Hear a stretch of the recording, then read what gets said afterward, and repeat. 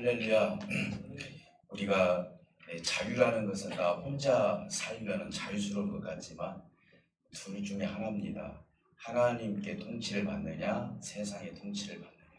그렇기 때문에 오늘 이제 본문 말씀을 통해서 우리에게 주시는 그 교훈을 우리가 다시 한번 지속적으로 한번 생각해 보도록 합니다. 그래서 그리스도의 지속적인 통치라는 제목을 가지고 우리가 말씀을 나누게 됩니다.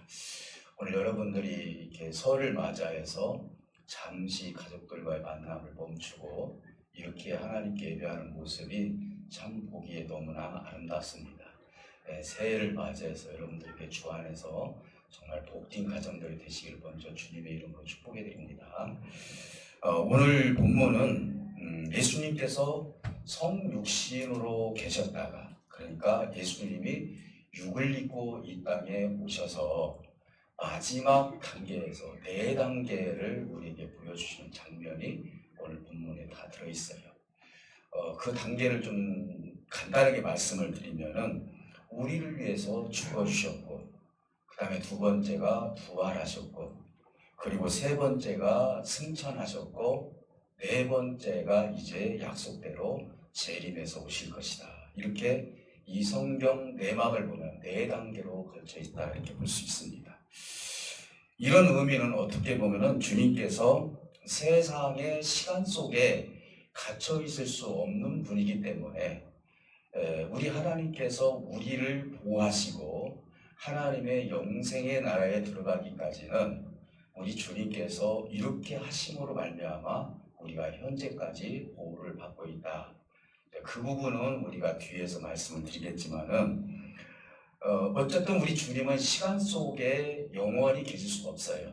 그렇기 때문에 33년이라는 기간 동안에 소임을 다 마치시고 사도행전에서 우리에게 마지막으로 부탁을 했는데 죽으시고 부활하시고 승천하시고 앞으로 다시 이 땅에 오실 것이라는 그 약속을 하시고 하나님 나라에 올라갔고, 그리고 2 증인이 거기서 다시 이 모습으로 내려올 것이다 라고 말씀하셨기 때문에 4가지를 우리에게 지금 현재 말씀하고 있다.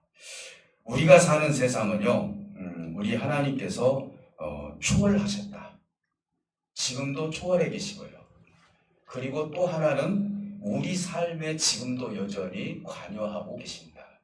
그리고 지속적인 통치를 하고 계신다. 이렇게 3가지의 의미를 우리가 한번 부여해 볼 수가 있어요. 사실 예수님께서 제자들을 남겨두시고 하늘로 승천하시어 떠났다고 해서 관계가 끊어지는 게 아니에요. 우리 자식들이 이제 타지에서 오셨어요. 그러면 잠시 헤어지게 되면은 그 관계가 끊어지는 것이 아니잖아요. 우리 하나님도 예수 그리스도가 몸을 입고 죽으시고 부활하시고 그리고 승천하시고 다시 재림을 약속해 주셨는데 이렇게 했다고 해서 우리 관계가 완전히 끊어지는 것이 아니다라는 거예요. 그 관계는 지금도 지속적으로 이어지고 있다는 것을 본문에서 말씀하고 있습니다. 왜냐하면 예수님께서 떠나신 후에 하나님께서 육체로 계셨을 때 그 모습을 통해서 보이지는 않지만은 우리들에게 성령을 주셨기 때문이에요. 그래서 성령은 하나님과 우리 사이에 매개체 역할을 하시는 분이다. 그래서 성령은 그만큼 중요하다. 2000여 년 전에 계셨던 우리 주님 눈으로 보이지 않는다고 해서 그게 아니라 성령이 계시기 때문에 오늘날 2000여 년 전에 오늘 찬양에서도 너 거기 있었는가 이렇게 찬양을 하지 않습니까? 우리는 십자가 밑에 다 사실은 그때 태어나지는 않았지만은 그곳에 있었다는 사실이에요. 사랑하는 성도 여러분, 계속 하나님과 관계가 유지된다는 뜻이죠.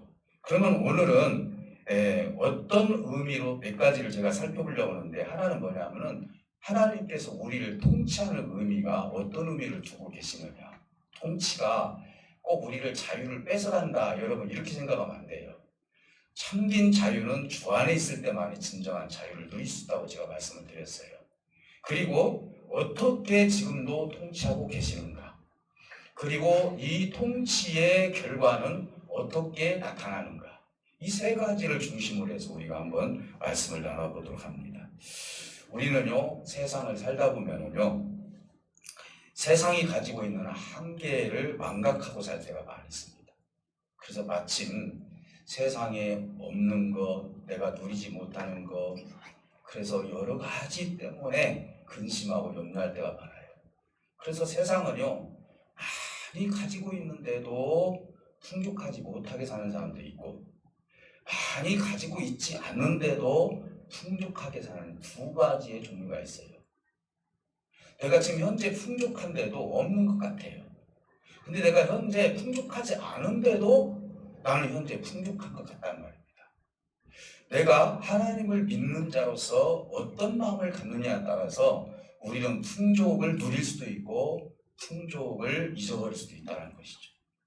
사랑하는 성도 여러분, 우리가 이 세상에는요 한계가 있다는 것을 안다는 것은 참으로 그 사람은 지혜로운 사람이다.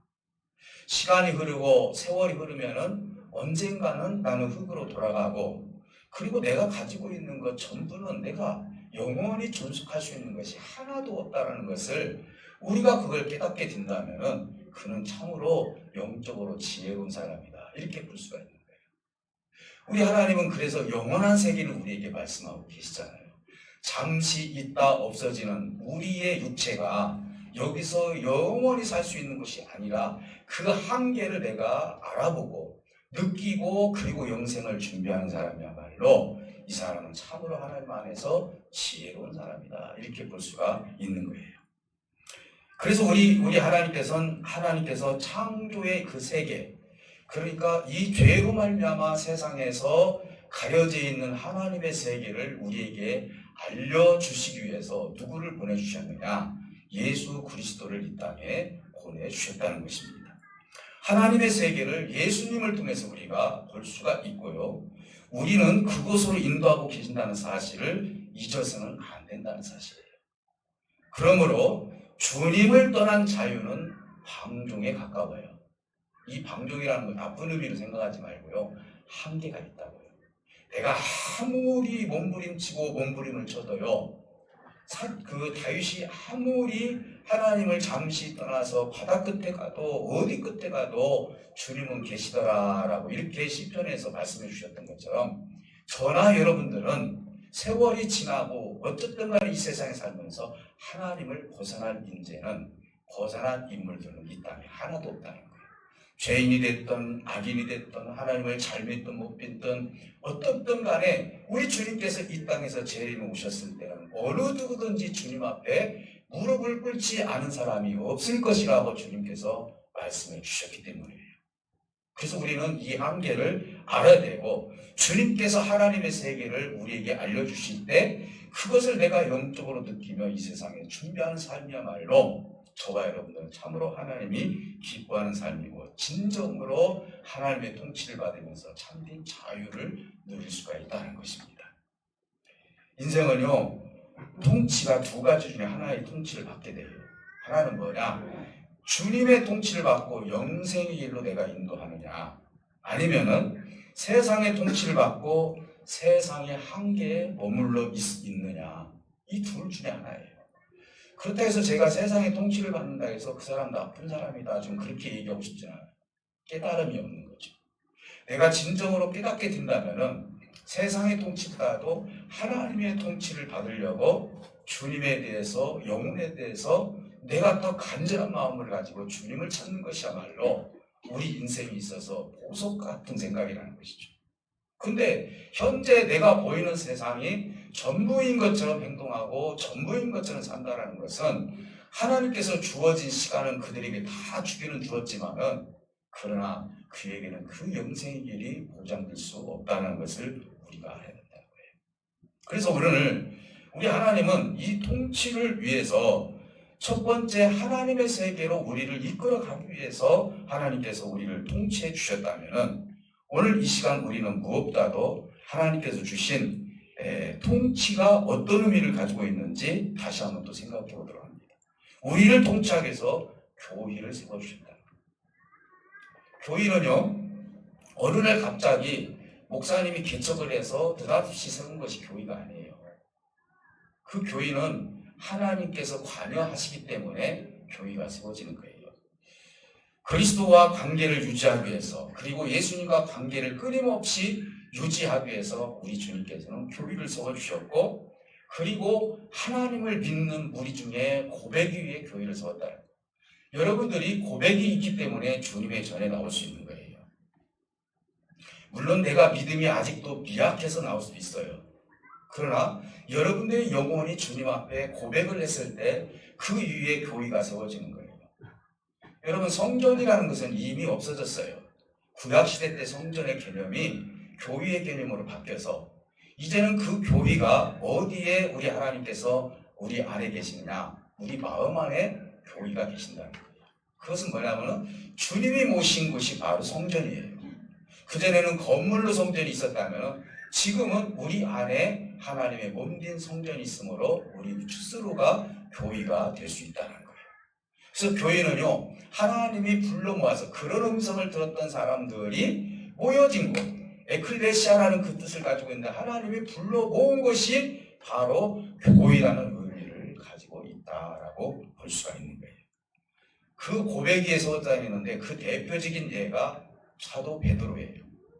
베드로가 뭐라고 말씀합니까? 주는 그리스도시요 살아계신 하나님의 아들이십니다 라고 이렇게 고백을 했어요. 그때 우리 주님께서 너의 고백 위에, 내가 원래 교회를 세워야 되는데 너의 고백 위에 교회를 세우리니 음부의 세계가 이 교회를 절대로 그 권세가 방해를 놓지 못할 것이다.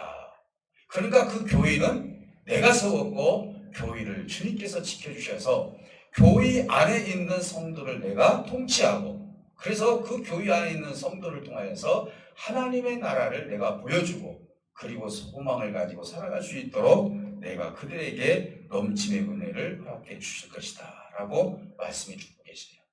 그래서 교회의 머리가 누굽니까? 예수님이에요.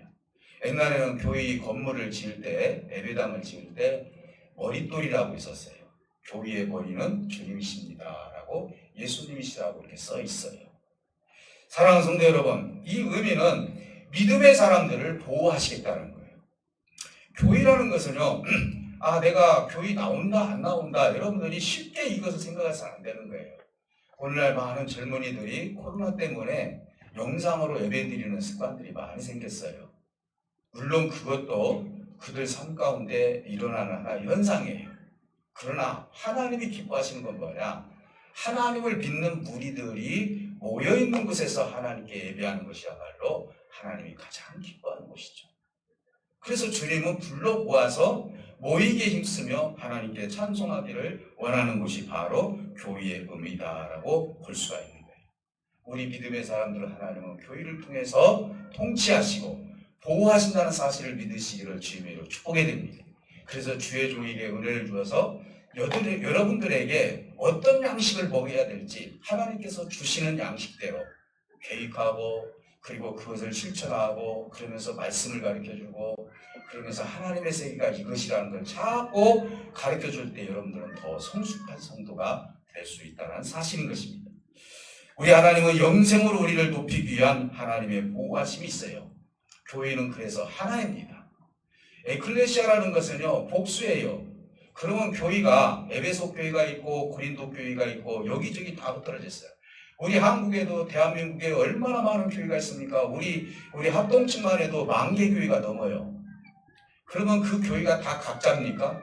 그런 의미가 아니에요. 이 말은 뭐냐면 분포된 복수를 얘기하고 있어요. 분포된 복수. 이 말은 우리가 지역적으로 위치적으로 그곳에서 살기 때문에 어차피 우리는 한 하나님이고 한 교회이지만은 그 지역에서 예배를 드리는 것뿐이지 실질적으로 교회는 어느 교회가 아니라 모든 교회는 하나라는 사실을 믿으시기를 주님의 이름으로 축복해 드립니다. 그래서 하나님의 나라에 가면은요, 교회 출신을 얘기하지 않아요. 하나인 이 교회에서 네가 어떤 신앙 고백 위에서 하나님을 섬겼느냐, 이걸 하나님께서 물으시지, 너는 훌륭한 교회 다녔구나 이렇게 말씀하시잖아요. 물론 요한계시록에 7개의 교회가 있지만 그것은 지역적인 교회예요. 그러나 실질적으로 하나예요. 사랑하는 성도 여러분, 오늘 우리는 교회를 통해서 우리 하나님께서 우리를 보호하고 계신다는 사실을 믿으시고 통치를 하신다는 사실을 믿으시기를 주님의 이름으로 축복해 드립니다. 또 하나는 뭐냐? 우리를 통치하기 위해서 성령을 주셨다는 거예요. 본문 8절에 보니까 오직 성령이 너에게 임하시면 너희가 권능을 받고 그리고 예루살렘과 온 유대와 사마리아와 땅끝까지 이르러 내 증인이 되라. 여러분 이 말씀을요 너무나 많이 아는 말씀이지만은 자세히 살펴볼 필요가 있어요. 왜 그러느냐? 우리 하나님께서는 우리를 통치하실 때 하나님께서 성령을 주시지 않으면 통치를 우리가 받을 수가 없는 거예요. 하나님의 언어는 성령을 통해서 우리가 함께 교제를 이룰 수가 있는 거예요. 우리가 미국 사람하고 우리가 서로 이야기를 하려면 영어가 필요하듯이 성령을 우리 하나님께 주셔서 성령을 통해서 우리는 하나님과 대화를 나누는 거예요. 물론 그때는요 헬라어가 됐던 유대인이 쓰던 언어가 됐던 아람어가 됐던 우리 주님께서 그걸 다 쓰셨지만은 그러나 오늘날 실질적으로 하나님과 언어는 우리 한국말로 성경을 읽고 있지만은요 그러나 현재 성령을 통해서 그분을 감지하고 그분의 뜻을 내가 생각할 수 있고 그분이 말씀하는 것을 내가 들을 수 있다는 거예요. 그래서 우리에게 성령을 먼저 준 거예요. 야 너희들 먼저 가서 전도해라. 이렇게 하는 게 아니에요. 교회가요 무조건 프로그램을 따라서 무슨 전도부 만들어 놓고 물론 우리 교회도 전도부가 있지만은 우리 의지적으로 가서 전도하자 해서 되는 게 아니에요. 여기에는요 성령을 받은 사람이 전도를 해야 돼요. 교회에서 목사님이 전도를 하게 해서 무조건 전도가 되는 게 아니라니까요. 그것은 전달이죠. 하나님에 대해서 전달하는 것이지 전도가 될 수 없다고요. 그래서 오늘 우리 하나님께서 왜 성령을 주셨느냐 그 이유를 알아야 돼요. 하나님과 교제를 이루기 위해서도 성령을 주셨지만요 사단과 그 다음에 어둠의 세계를 지배하는 악한 영들과 대적하기 위해서는 내가 가지고 있는 언어 가지고 될 수가 없어요. 하나님이 주신 성령을 통해서만이 그것을 물리칠 수 있기 때문에 하나님은 우리에게 성령을 보내주셨어요. 예수님이 가시는 대신 승천하여서 하늘나라로 올라가신 대신 우리에게 보내주신 것이 예수님이 40일 동안 계셨다가 승천하시고 그리고 나서 오순절 다락방을 통해서 우리에게 성령을 부어주셨다는 사실입니다. 그래서 성령은요 반드시 우리에게 임하는 것이 있는데 권능이 임하는 거예요. 여러분들은 성령을 받고 성령을 통해서 하나님 권능을 달라고 기도하시기를 주님으로 축복해드립니다. 그러면은요 말씀이 생각나고요. 누군가하고 이야기를 하다 보면 지혜가 떠올라서 거기에 대해서 이야기를 하게 돼요. 아무리 할머니 권사님이라 할지라도요 성령을 받게 되면 뭘 받아요? 권능을 받게 되는 거예요. 그러면 권능을 받게 되면 뭐가 되는 거예요? 내가 증인된 삶을 살 수가 있는 거예요. 나는 성령을 받고 권능도 받지 않았고 성령도 못 받고 권능도 못 받았는데 가서 내가 증인으로 산다는 것은 어려운 일이에요. 왜 그러느냐? 내 자신에게 감동도 없고요. 그것이 마치 의무처럼 생각이 들기 때문에. 그러나 성령을 받고 권능을 받은 사람은요 견딜 수가 없는 거예요. 왜요? 말하고 싶어서. 여러분 좋은 소식이 있으면 견딜 수가 없죠. 하나님께서 내 안에 계시면은요 견딜 수가 없는 거예요. 이거에 대해서 내가 아들이 됐든 딸이 됐든 누구에게인가 찾고 하나님에 대해서 전달하게 돼 있다 이 말이죠. 그래서 전도를 강조하지 않아도 돼요. 무엇을 강조해야 돼요? 성령을 받고 권능을 받으라는 거예요. 그러면 그 이후로는 성령께서 내 안에서 함께 하셔서 스스로 전도하고 스스로 증인이 될 수 있다는 사실인 거예요. 그래서 우리 주님이 첫 번째 말하는 것이 오직 성령이 너희에게 임하시면 뭘 받고? 권능을 받고 예루살렘과 유대와 사마리아와 땅끝까지 이르러 뭐가 되라고요? 증인이 되라고 한 거예요. 이걸 빼놓고 예루살렘과 유대와 사마리아와 땅끝까지 이르러 증인이 되라 이렇게 한 적이 없어요. 뭘 받고? 성령을 받고 권능을 받고 나서 증인이 되라고 말씀해 주신 거예요. 이것은 어떤 의미를 가지고 있느냐? 성령은 우리 자신도 보호하시지만요 여러분 주위에 있는 사람들까지도 그게 내 자녀가 됐든 친척이 됐든 누구가 됐든 간에 안타까운 마음을 가지고 성령께서 기도를 시키고 성령께서 자꾸 말하게 하고 성령께서 그들에게 뭔가 권면을 하고 이러면서 그 가정을 살리고 지역사회를 살리고 이웃을 살려나갈 수가 있다는 사실인 것입니다. 사랑하는 성도 여러분, 성령이 없이는요 신앙의 삶에 연동력이 생길 수가 없는 거예요. 억지로 교회에 나와서 여러분들이 아무리 예배를 드려도 지루한 예배가 될 수밖에 없는 거예요. 졸릴 수밖에 없고요. 관심이 없는데요. 그러나 내 안에 성령이 계시면은요, 성령의 뜨거움으로 찬송이 나오고 성령의 뜨거움으로 함께하고, 그래서 우리는 성령을 받고 권능을 받기 위해서 하나님께 애타는 마음을 가지고 주님을 찾아야 된다는 사실이죠. 사랑하는 성도 여러분, 우리가 아무리 의지적으로 목사님 좀 안다고 해가지고 그래 목사님 좀 도와줄게요, 의지적으로 노력으로 그렇게 신앙을 실천하려고 해도요, 될 수 있는 게 아니에요. 잠시 3개월이면 3개월, 6개월이면 6개월, 그 뒤에 다 떠나요. 저는 그 예를 너무나 많이 봤어요. 제가 개척할 때도요, 어떤 분이 오셔서 너무나 교회가 어렵게 생겼으니까요, 아마 이게 조금 불쌍하게 느껴졌는가 봐요. 그래서 돕는 마음으로 오셔서 예배를 드리고 육아실도 좀 져주고 뭐 그랬는데요, 그분이 성령을 받지 않으니까요, 나중에는 떠나더라고요. 잠시 감정으로는 도울 수 있어요. 그러나 내가 성령이 임하게 되면은요, 스스로가 예배에 동참하고 스스로 하나님과 교제를 나눌 수가 있는 거예요. 신앙의 한계는요, 노력을 통해서 우리가 만약에 한다면 한계를 맞이해요. 그리고 내가 의지적으로 주님을 찾는다 해서 그 한계를 언젠가는 맞이할 수밖에 없어요. 그래서 우리가 중요한 것은 그분을 찾기에 대해서 관심을 가져야 돼요. 직면해야 돼요. 하나님과 직면을 해야 되죠. 그래서 하나님, 나에게 음성을 들려주시고 내 마음이 성령으로 하나가 되어서 하나님의 뜻을 내가 알기를 원하나이다 라고 여러분들이 읊조리는 소리를 한다 할지라도 진실한 기도는요, 하나님께서 들어주신다는 사실을 믿으시기를 주님의 이름으로 축복해 드립니다.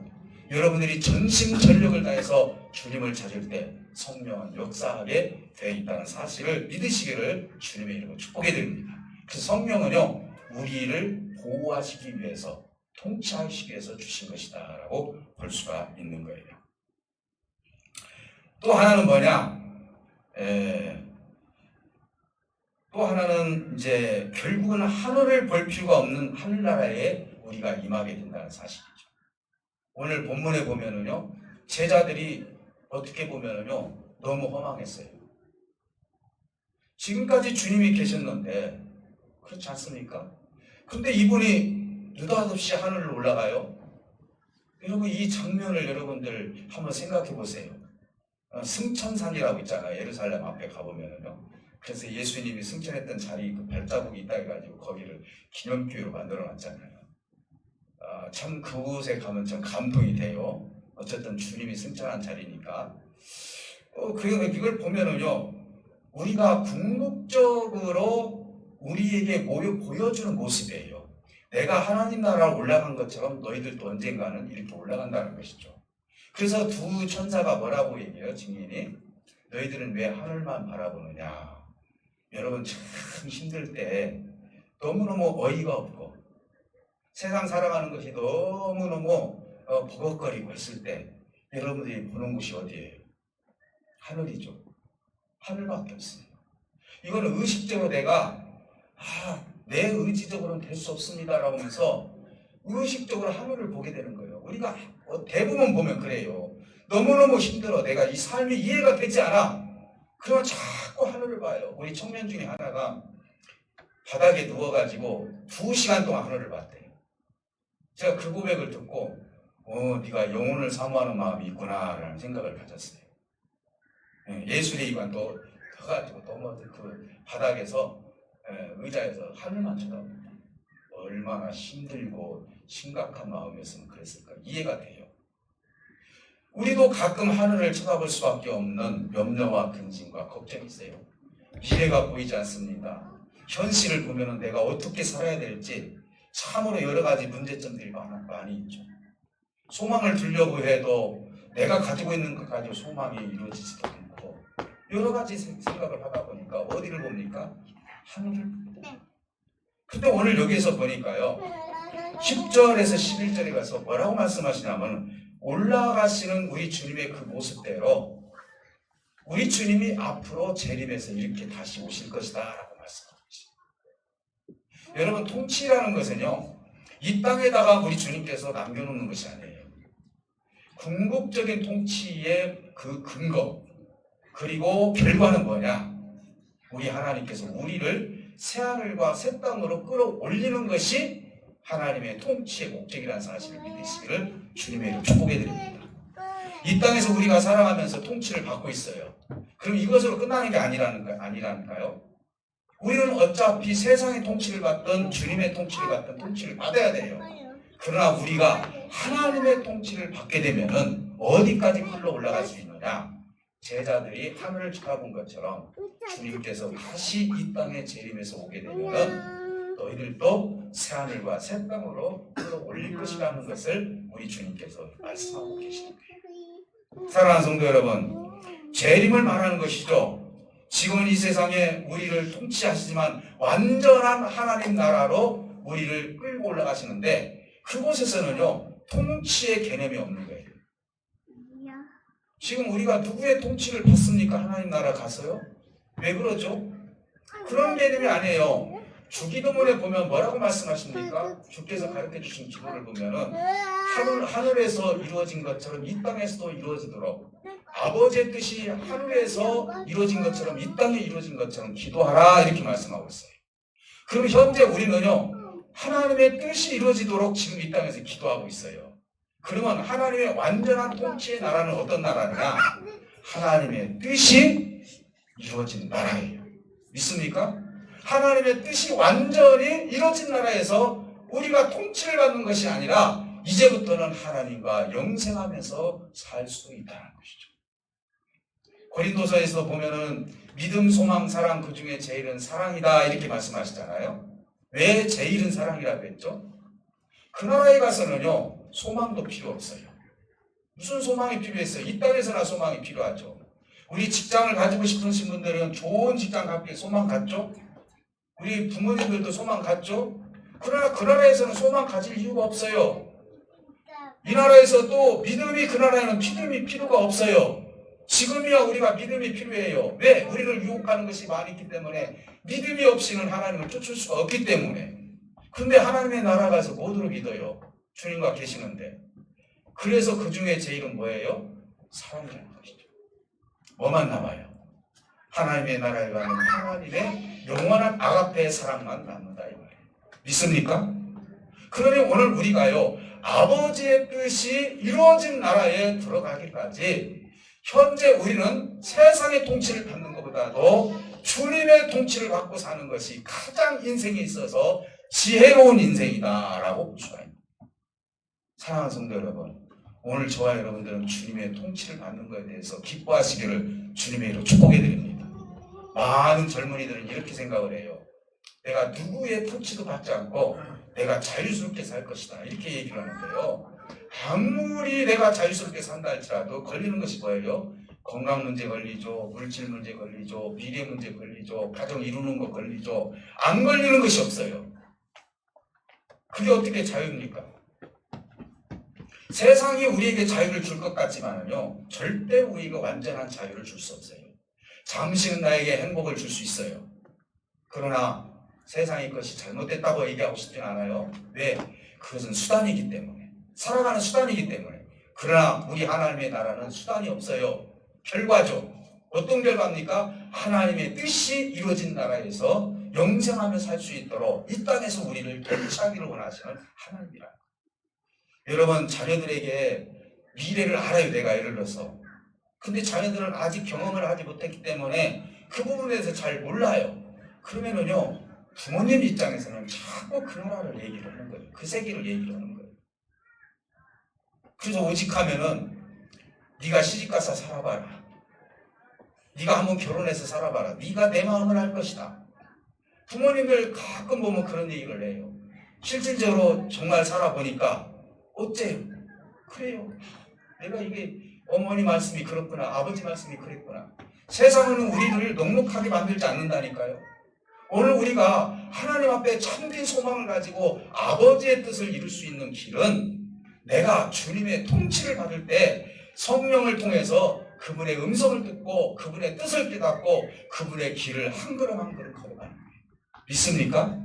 오늘 이 말씀을 통해서 완전한 하나님 나라가 저와 여러분들이 이루어질 수 있도록 저와 여러분들은 지금부터 주님의 통치를 받으시기를 주님의 축복해 드립니다.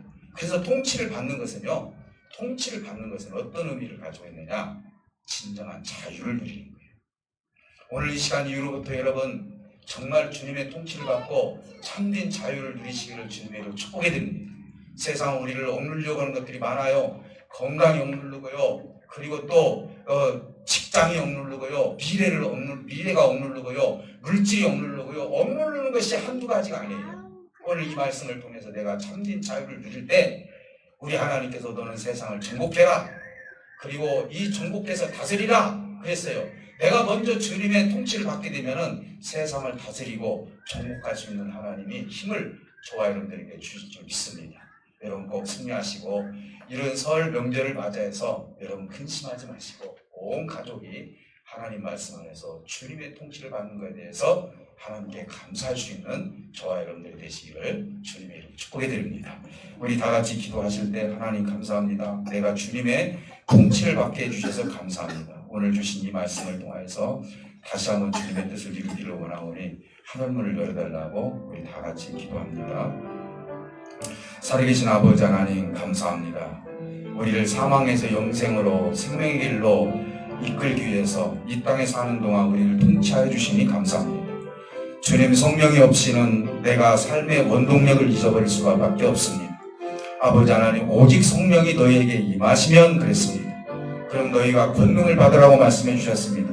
그때서야 내가 증인이 될 수 있습니다. 하나님 아버지 우리가 성령을 받고 권능이 임하게 되면은 참된 주님의 증인이 되고 우리가 주님의 통치를 받아서 주님의 길을 걸어갈 수 있는 우리의 삶이 될 수 있도록 은혜와 은총을 쏟아 부어주시기를 원합니다. 설을 맞이해서 사랑하는 귀한 생명들 저들에게 건강한 마음을 주시고 건강한 육체를 주셔서 오늘 하루도 주님 앞에 감사하면서 주님의 통치를 받으며 주님 나라를 준비하고 소망을 갖고 살아갈 수 있는 저들의 삶이 될 수 있도록 은혜 위에 은혜를 덧입혀 주시옵소서. 오늘 아버지 하나님 아픈 부위에 손을 얹고 기도하는 생명들 하늘의 치료의 강선을 주어주시고 저들의 참된 삶 속에 하나님의 은혜가 넘쳐날 수 있도록 은혜를 덧입혀 주시옵소서. 하나님께서 영광과 하나님께서 우리에게 은혜를 내려줄 줄 믿으며 살아계신 예수 그리스도 이름으로 기도하옵나이다. 아멘. 210장 찬송 부르십니다.